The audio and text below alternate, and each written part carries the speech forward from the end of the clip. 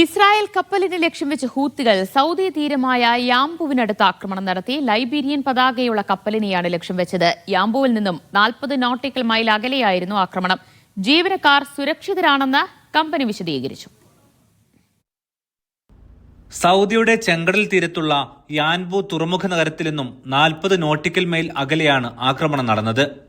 Israel ഉടമസ്ഥതയിലുള്ള scarlet ray എന്ന chemical ടാങ്കറിനെയാണ് ഹൂത്തികൾ ലക്ഷ്യം വെച്ചത്. ലൈബീരിയൻ പതാകയുള്ള ഈ കപ്പലിന്റെ ഉടമസ്ഥ കമ്പനി സിംഗപ്പൂർ ആസ്ഥാനമായ ഈസ്റ്റേൺ പസഫിക് ഷിപ്പിംഗ് ആണ്. ഇസ്രായേൽ സമ്പന്നനായ ഇദ ഓഫറിന്റെ ഉടമസ്ഥതയിലുള്ളതാണ് ഈ കമ്പനി. ആക്രമണത്തിന് ഉപയോഗിച്ച മിസൈൽ കപ്പലിന് സമീപത്താണ് പതിച്ചത്. എല്ലാ ജീവനക്കാരും സുരക്ഷിതരാണെന്ന് കമ്പനി പ്രസ്താവനയിൽ അറിയിച്ചു. UK ആസ്ഥാനമായ വാൻഗാർഡ് ടെക് എന്ന മാരിടൈം റിസ്ക് മാനേജ്മെന്റ് കമ്പനിയുടെ ഇന്റലിജൻസ് മേധാവി എല്ലി ഷെഫീഖ് ആക്രമണ വിവരങ്ങൾ സ്ഥിരീകരിച്ചു. പ്രൊജക്ടൈൽ കപ്പലിൽ തട്ടിയില്ലെങ്കിലും ഈ ആക്രമണം ഹൂത്തികളുടെ ശക്തിപ്രകടനമാണെന്നും അദ്ദേഹം വിശദീകരിച്ചു. ഇത് ഹൂത്തി മന്ത്രിമാർക്കെതിരായ ഇസ്രായേൽ ആക്രമണത്തിനുള്ള പ്രതികാരമാണെന്നാണ് വിലയിരുത്തൽ. 2023 മുതൽ ഗസയിലെ ജനതയ്ക്ക് ഐക്യദാർഢ്യം പ്രഖ്യാപിച്ച് ഇസ്രായേലുമായി ബന്ധമുള്ള കപ്പലുകൾ ഹൂത്തികൾ ചെങ്കടലിൽ ആക്രമിക്കാറുണ്ട്.